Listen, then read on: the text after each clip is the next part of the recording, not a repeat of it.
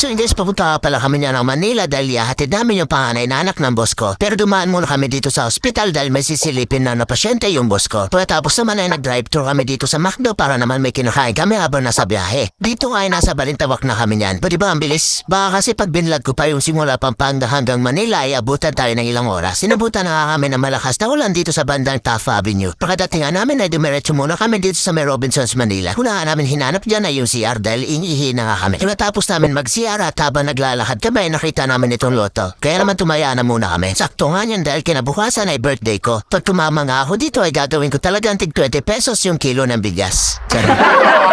Pagkatapos namin tumaya ay pumunta naman kami dito sa may hardware dahil bibili kami ng doorknob para doon sa kondo ni Erica. Pumasok natin pala kami dito sa may Converse dahil bibili ng sapatos yung bunsong anak ng boss ko. Yun ang suot na nga niya yung babi niya sapatos. Habang nakaupo nga kami dito ay akala ko sinong pogi yung nasa harapan ko. Ay salamin lo pala. Charot.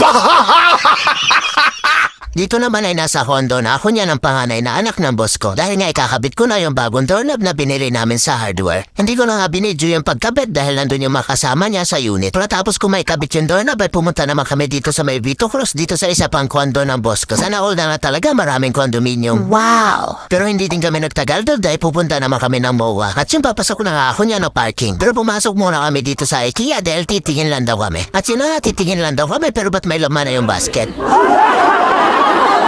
Pagkatapos namin sa IKEA ay dimiretso naman kami dito sa mismong mall. Sakto nga at meron palang event na car show sa loob. Natapos naman ang ilang oras na lakad ng lakad ay nabisisyon naman kami na kumain na muna. Dito nga kami bumili ng makakain namin sa kain. Kapag pumupunta nga talaga kami dito ay dito talaga kami kumakain dahil sa bukod sa marami kang pagpipilian ay masasarap pa. Pagkatapos namin kumain at dahil busog na nga kami kaya umuwi na rin kami. Pero bago kami lumabas ay nagbayad muna ako ng parking dito sa my parking pay station. 50 pesos nga para binayad namin sa parking niya. At yung papunta na kami sa sasakyan. Pauwi na nga pala kami niyan pero dadaan muna kami doon kay Erica dahil may nakalimutan daw siya dito sa may sasakyan. Habang hinihintay naman na may bumaba si Erica ay bumili muna kami ng makakain dito sa may P Donuts. So ayun, pauwi na nga kami yan kaya hanggang dito na lang ulit. Babu!